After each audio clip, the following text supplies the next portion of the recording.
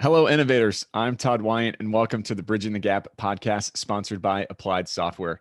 You're invited to join our MEP and construction innovation adventure with a mission to propel this great industry forward. My guest today is Stuart Carroll, president at Beck Technology. He has based his career to date on developing innovative technologies that break down disciplinary barriers and enable AEC users to do things that they have not done before. Welcome to the show, Stuart. Hey, Todd, thanks for having me. Excited to be here today.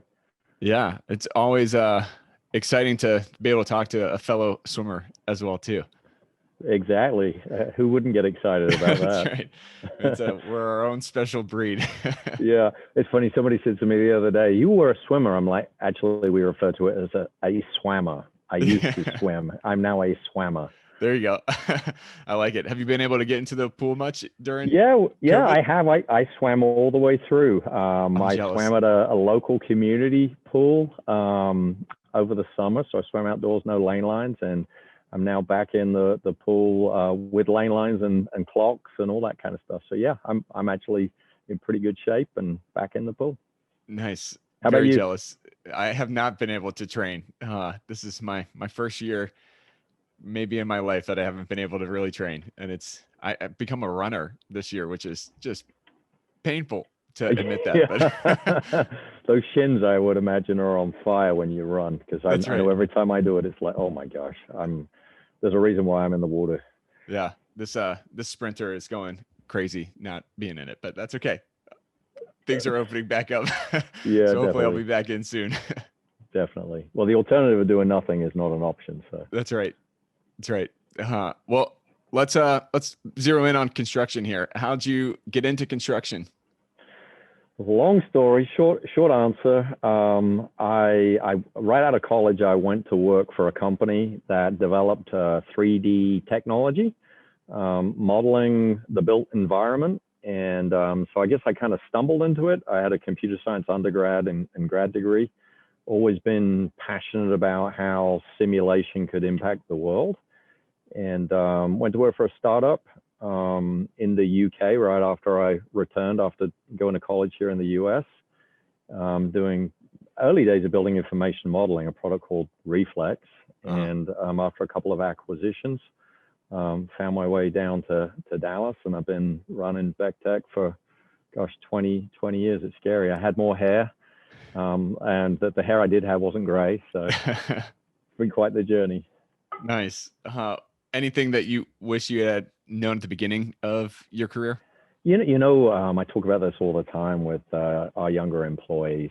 I 100% when I came into this industry and I learned about 2D and symbolic representations and how we sort of draw things in plan and elevation, and I sort of did the leap to 3D.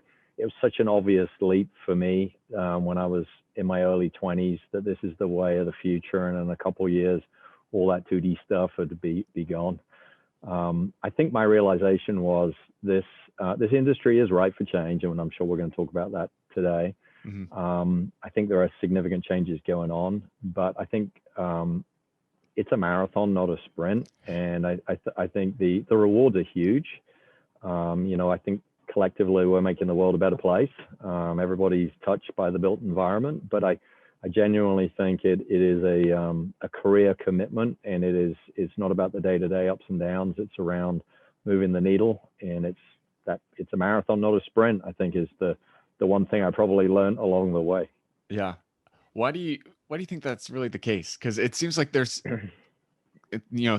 buy-in on the theory of everybody needs to go on the digital transformation and 3D BIM, all that stuff. People will nod their heads and go, "Oh yeah."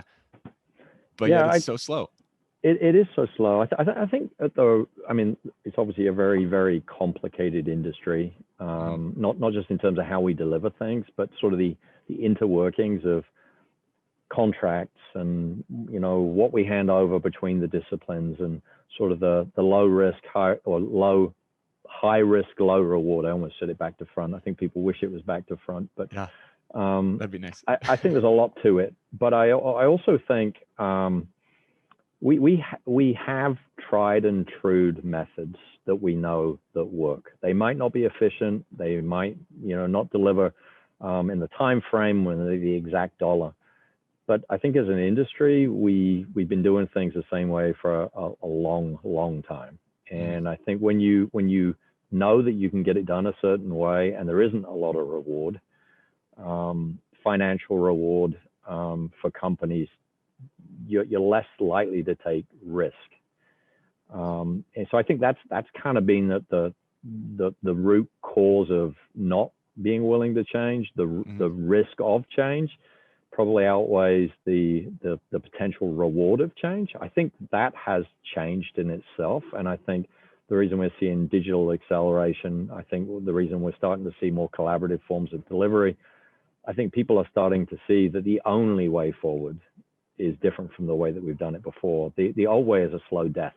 And I think finally there's enough things around us. Obviously COVID has been a tremendous accelerator, but even pre-COVID, the aging workforce, the struggles with attracting talent, that just the number of bodies we need to support the demand.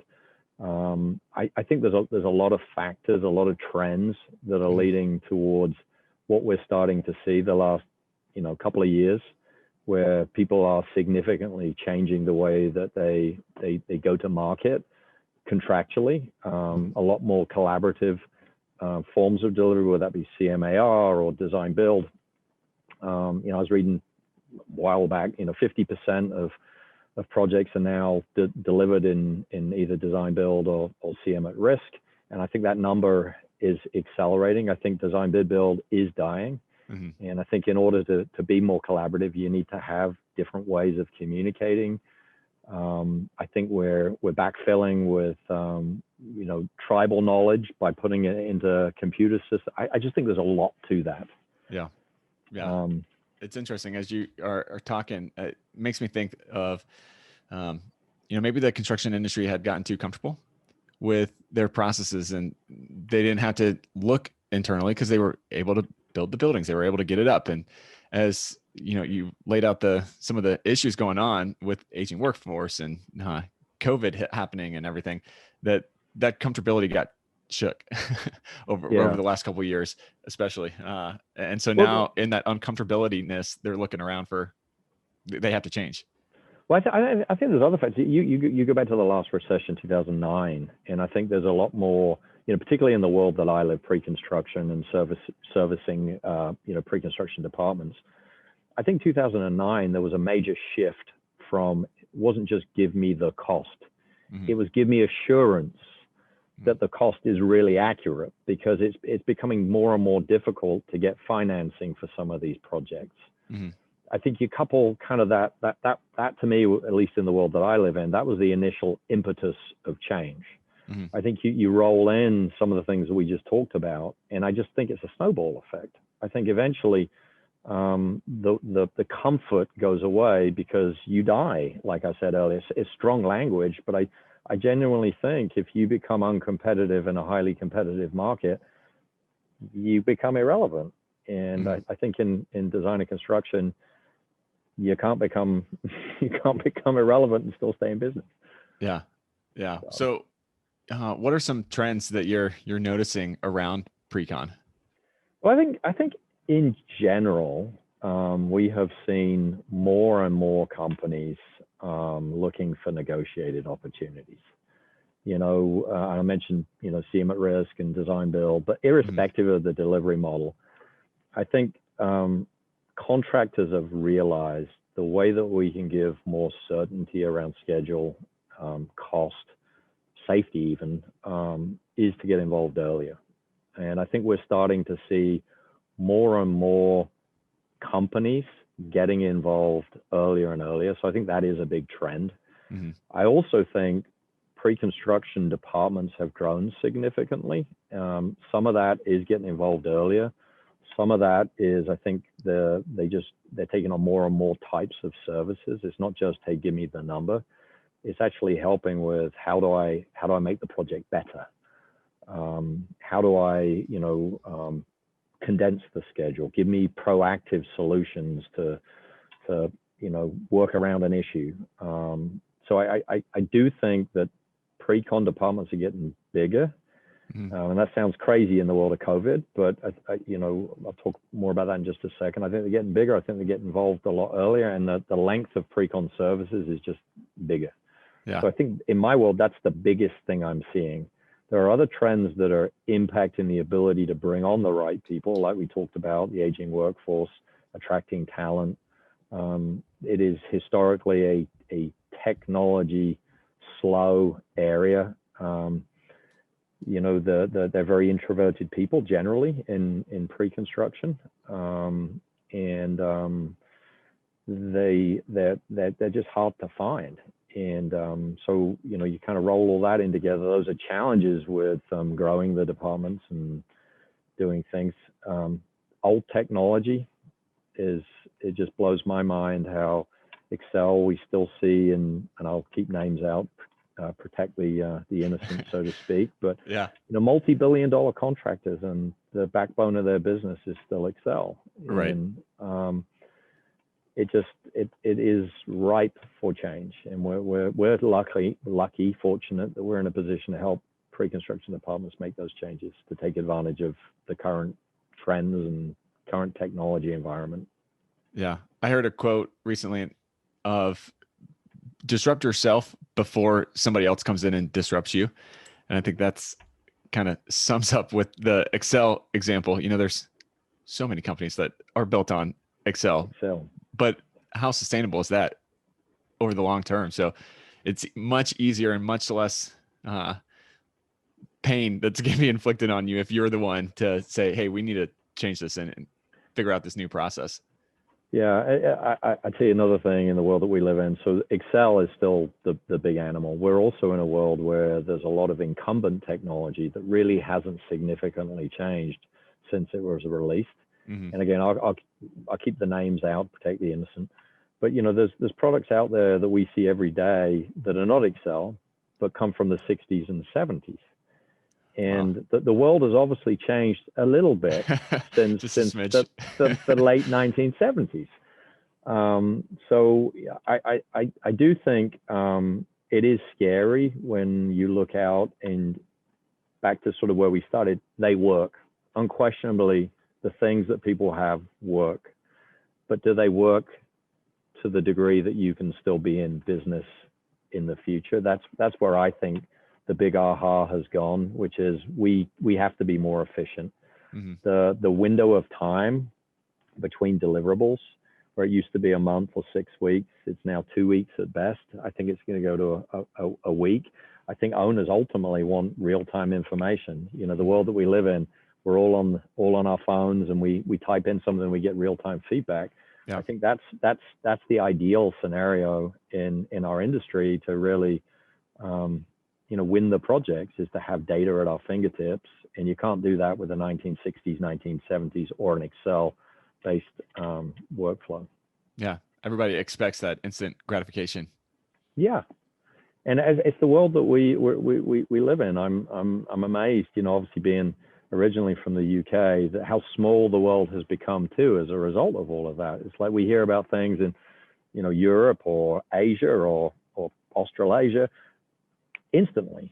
And I think that's the expectation and the mindset of the owners that we service in this industry, is that well, you guys have been doing this forever. You should know the answers, and it should be at your fingertips. Right. But it's not.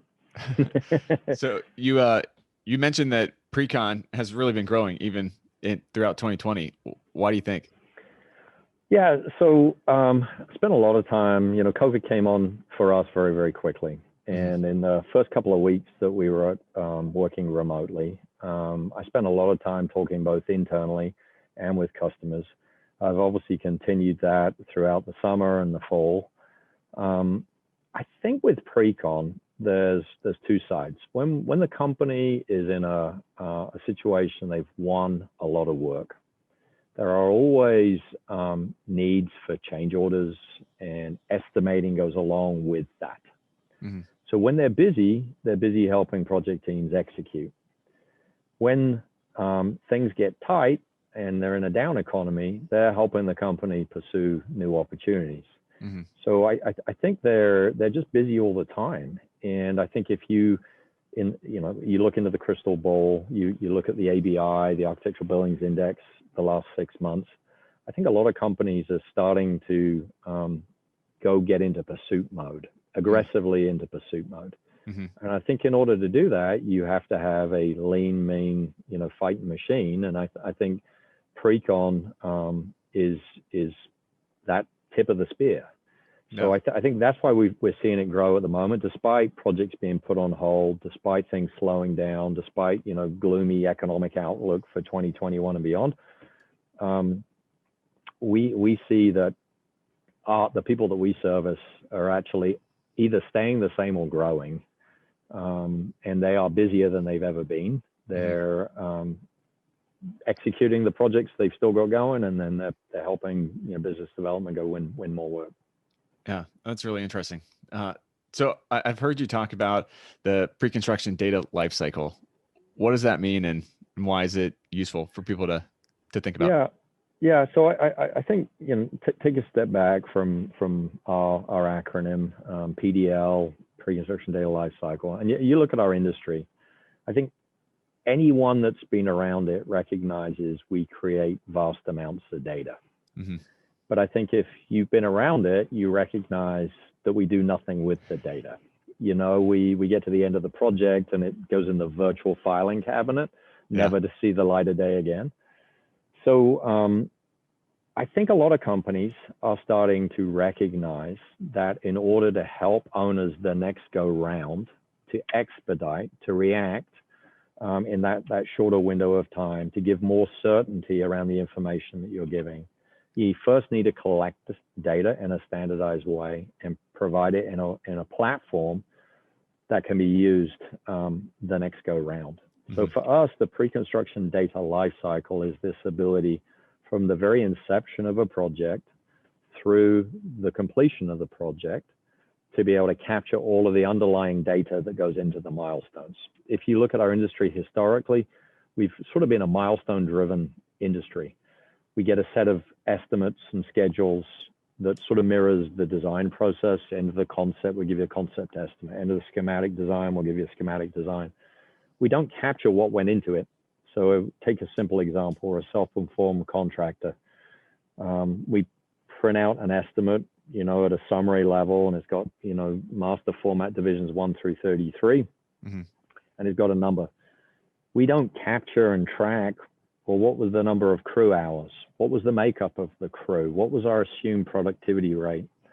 And then we never, ever, to the best of my knowledge, at the end of the job, go back and look at, well, how did we really do? We look at the financial, the bottom line, how did we do? We made money, we lost money. But I don't think we go in and analyze and use the data to make better decisions the next go around. So for us, pre-construction data lifecycle is capturing all of the data throughout pre-con and throughout the construction phase in a platform that enables us the next go round to use that data to make better, more informed decisions. Yeah, interesting. So why do you think the struggle is there to really take advantage of that data and have that kind of introspective self-reflection after the project is completed? Yeah, I think there's 3 drivers behind it. Uh-huh. I think the first, historically, we have picked best in breed products that create data that is captured within the tool. Mm-hmm. We don't capture the data in a way that we can do anything with it. It's proprietary. Mm-hmm. So I think the cloud and cloud computing and the movement to sort of an open data architecture, I think has happened. I just think our industry has been slow to get there. And obviously, there's plenty of vendors on the construction project management side that are in that space that are starting to leverage big data, Autodesks and Procores and others. But I think historically, pre-construction has, the area that I focus on has been, we use Excel, we use some kind of takeoff tool, we use something for conceptual estimating, which is really an Excel file. That was different from the detailed Excel file that we used for estimating. We'll use something if we're going to do 3D We'll use another tool for 3D. And all the time we're creating these activities, it's never been collected. So that's the first challenge. And I think, us and others have made a technology platform aimed at trying to collect the data in that pre-construction phase, and then work with the downstream vendors so that we capture all of that data. But that's the first challenge, is just the platforms, the tools that people use. I think the second challenge has been, we talked a little bit about this earlier, about like the financial risk reward. There's not a lot of money being made, net profit, in this industry. When I talk to large GCs, and your sort of gross profits maybe 3 to 5%, and your net profits 1 to 2% at best, that's not a lot of room for error. And I think when you apply it to pre-con, they're an overhead expense. So that's not being reimbursed. That's coming right out of that bottom line, gross profit number. So I think the ability to invest in a business to do things differently is definitely a factor. I think the third factor has historically been sort of what we talked about earlier. Owners, and I'm going to kind of talk out two sides of my mouth, maybe. Owners haven't really demanded things. They have asked for things quicker. They have put pressure. But as we spoke about earlier, I think what we were doing until maybe 18 months ago, 2 years ago, was okay. We could still get by. So I think the third factor is owner pressure. And I think owner pressure has really accelerated a lot of what we are seeing with looking at data. They want things in like click of a finger. And I think the only way you do that is to have data. And I think companies making the justification that the only way we survive going forward is to invest in pre-construction and pre-construction data lifecycle. Yeah. So do you think that owner pressure kind of is the key to really get the industry moving forward in the right direction, or is there something else? Well, this is another weird one. I definitely think it's a big factor. I also think COVID has accelerated some of this change. I'm sure I'm actually in the office. I don't know if you're in the office or at home, but obviously the vast majority of my company still working remote. Yeah. Well, that makes it even more difficult to do the job that you're doing today. So if you're going to make a shift, why not shift onto something that doesn't just solve the problem today, it solves the bigger challenge. So I think COVID has accelerated some of the decision making around the tools that we use day in, day out, just don't work in a remote environment, and getting them out of the office into the cloud where people can actually start to use the tools, collect the data. I think that's another big factor. But I do think owners at the end of the day are the ones that are going to drive this, whether it be, hey, mandated. I don't think that's reality, but I do think their demands. We want more certainty on cost and schedule. We want more information earlier. We want information quicker. I think the only way you do that is you capture data, you learn from the data, your past experiences, you build knowledge.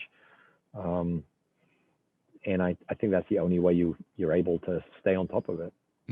Yeah. And to your COVID point, kind of goes back to our disruption conversation, that if you're already being disrupted, you might as well, adopt a new workflow too, that's going to make it better in the long term. Agreed. Because you're already disrupted. So take advantage of it.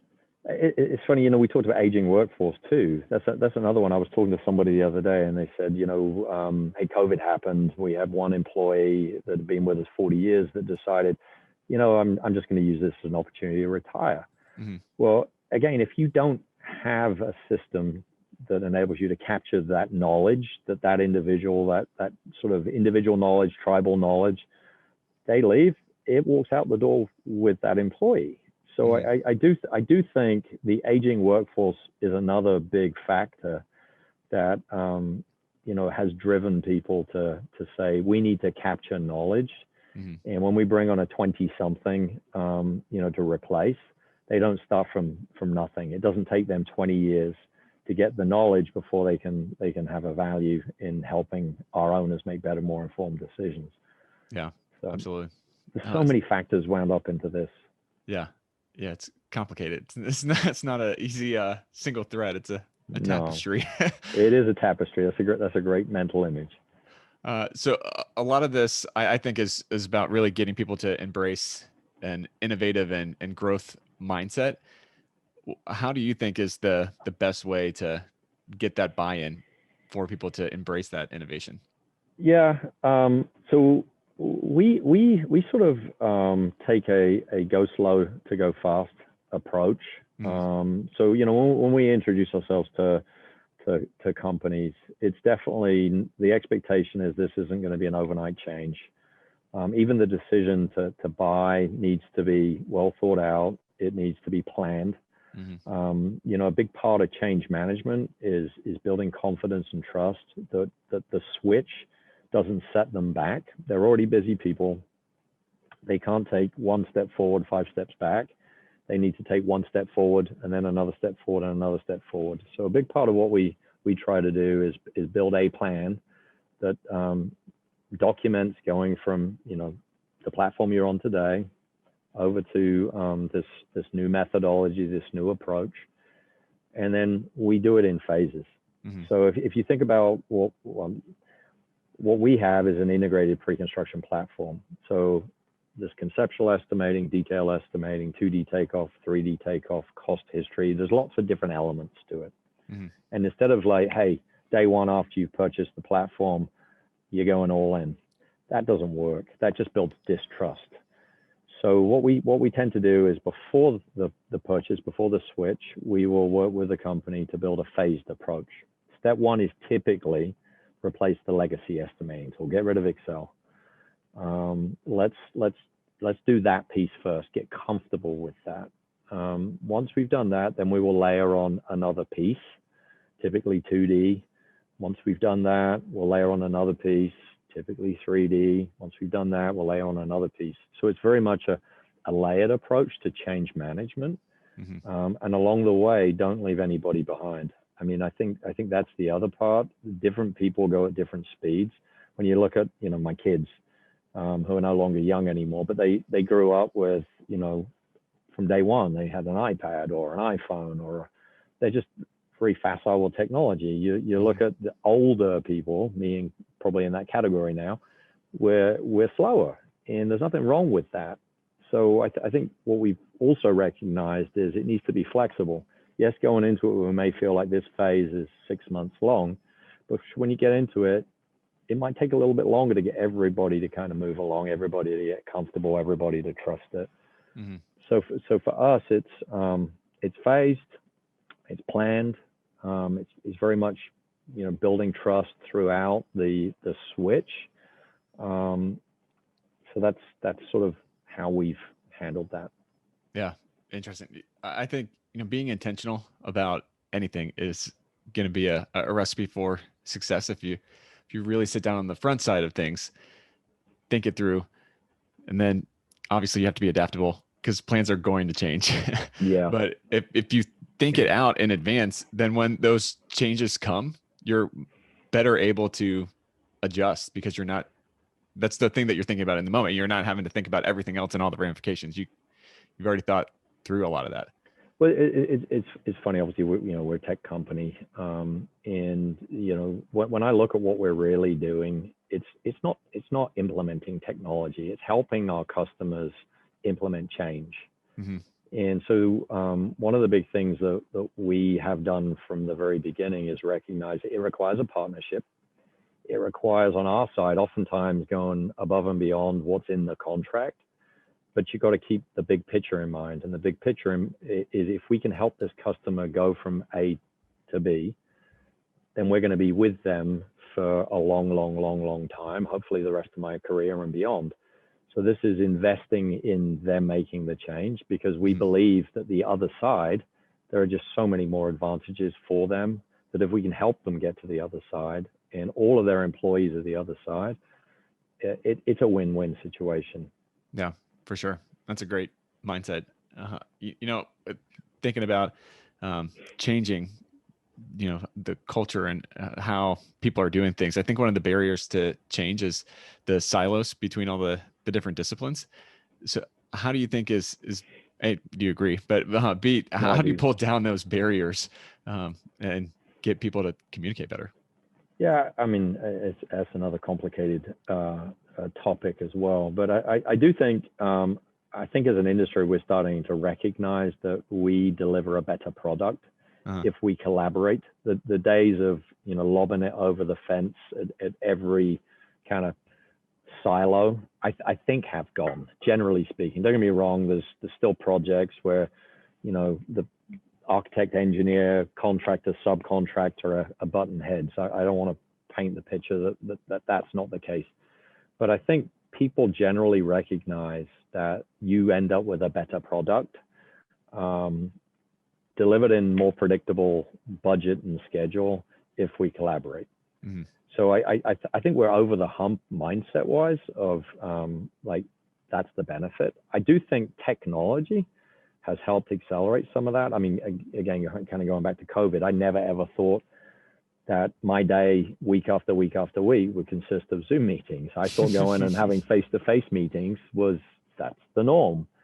But COVID has taught all of us that not only can you survive with Zoom, but it's actually better in many, many, many ways. I don't have to spend 4 hours on a plane and a night in a hotel and away from my family and things like that. So I think Yeah. technology plays a big role in enabling people to collaborate. I also think when you work through a problem, rather than receiving a problem, you work through a problem with somebody. I think the first time you do that, you personally recognize this is just easier. Mhm. I don't have to interpret what's in somebody's mind. I can have a conversation and I can ask you what's in your mind. So I think you go through it once, you're more receptive to it the second and the third and the fourth and the fifth. So that's what we see is it's sort of like learning to ride a bike. You kind of got to start with, what do they call them on the back? The stabilizer wheels. Yeah. And then your mom and dad will take one off and you kind of lean. And then finally you're off. I think the way you pull down those barriers is very, very similar. You start with a project that you collaborate, architect and contractor. You get face to face with somebody. You realize that the guy or girl the other side isn't all bad. Their intentions are equally good. They just value different things. You have a conversation, get to know them. You work through a problem.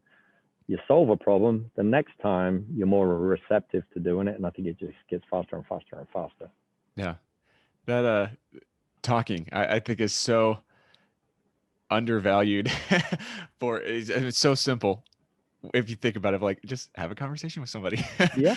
But yet people, that's one of the least go-to options that people choose, which is funny.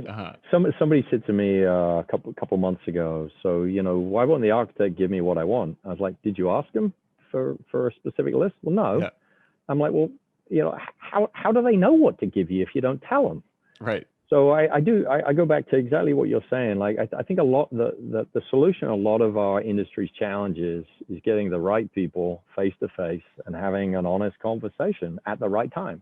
Right. Like having a conversation around what we should have done is valuable for the next go through, but it doesn't help for the project you're on. But I do think if you have a conversation along the way and regular conversation and it's healthy, it's you may disagree. That doesn't mean it's Shangri-La and everybody's skipping and that kind of thing. But I think if it's healthy dialogue and we keep the end goal in mind, we are trying to work together to make this project as good as it possibly can be.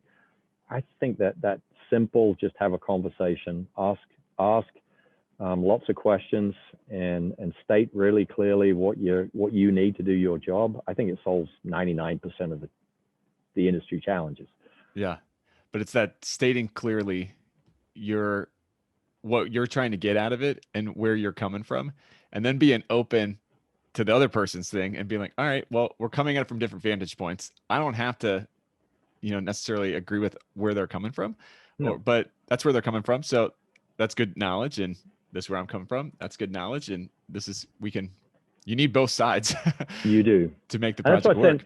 And it doesn't have to always be that both sides agree. I think what it is though is at some point somebody has to make a decision, and everybody needs to get behind that decision, whatever it is. Yeah. So obviously, I'm just like every other business. I'm sure we have a leadership team, and it's healthy debate. It's healthy to disagree. Different people come up problems from different sides, and I do think it is important to hear the other side's perspective. At the end of the day, somebody's going to make a decision, and everybody on that team needs to get behind the decision. Even if when you're going through it, you disagreed with it, you need to get beyond, and you don't need to come back around and go, well, I told you so, because that doesn't solve anybody's problems. Right. Yeah, absolutely. So how do you think construction is going to change over the next 2-3 years? Well, I definitely think this trend on more collaborative design build is going to continue. Obviously, prefab is here to stay. I don't see it going away. Componentized elements of the building. Mm-hmm. We obviously have a huge shortage with manpower in the field. So I think it's reasonable to make the leap that we're going to see a lot more automation, robotics. I think in the world that I'm in, I think technology is going to leverage that data that we talked about earlier that's being collected, and proactively making suggestions to stakeholders. Mm-hmm. So, I always make this sort of analogy when I go to Amazon. And my wife will kill me for saying this on your podcast, but it makes suggestions. It makes suggestions based on my wife's buying history. So mine's handbags and shoes and things that my wife has bought in our account. Well, it does that based off of your buying history and collecting data. So I see much more of this suggestive analytics as being a thing of the future. Suggesting a unit price for a line item based on similar projects that you have done. You don't have to take it, but suggestions. Mm-hmm. I see, hey, we've studied these other options, pricing options, post-tension versus cast in place versus structural steel on other projects. Would you like to know the price if we use that construction method? Mm-hmm. I see much more around AI impacting our daily lives in construction. And I think it will come across just the same way as it does with Amazon, where it's not voodoo. It's pretty easy to see what it's doing. It's using my behavior on past projects to make suggestions on things that I don't have to go and figure out. It figures it out for me. Mm-hmm. So I'm really excited about the opportunities. I know it can sound doom and gloom with aging workforce and attracting talent. I've always been the glass is more than half full. I think this industry is special. Mm-hmm. Everybody on the face of the planet touches real estate. You live in a house, you work in a building. It's the fabric of our society. And I look at where we've been, and it hasn't really taken advantage of all the other things that we've seen in the world around us the last 20 years. And I imagine what it could be. And I get super excited about finding creative ways of putting more beds in a hospital, saving more lives, building schools with more natural daylight so that kids are more retentive of information than they're taught. And doing all of that in a predictive fashion with budget and schedule and safety and all the other things that are important to delivering real estate. And mm-hmm. To me, it's a wonderful industry to be in with wonderful opportunities. I've got 2 kids, and I've got one that I'm trying to encourage to get into real estate, and I think it's the best industry on the planet. I really do. Yeah. The construction is definitely ripe with possibilities over the next couple of years, which is really exciting. Definitely. Well, how do people get a hold of you and find out more about Beck Tech? Yeah, so I can give you my email. My email is Stewart, Stewart, Carroll, Carroll, at beck-technology.com. You can go to our website. I'm also on LinkedIn. Feel free to reach out, connect with me. I'd love to talk to people. Awesome. Well, last question I ask my guests: what does innovation mean to you? I think innovation to me is a mindset of being willing to change, to challenge the status quo, and be willing to change anything and everything. I try and live that day in, day out. We're talking about swimming. That's how we started this. I wasn't expecting to swim in a pool that was 3.5 feet deep, but I found a way. And I think you constantly challenge the status quo, and where there's barriers, you find solutions and you keep moving the ball forward. Yeah. Amen. Well, Stuart, thanks so much for taking the time. I really enjoyed the conversation. Likewise, Todd, it was great to catch up. Thank you. Yeah, absolutely.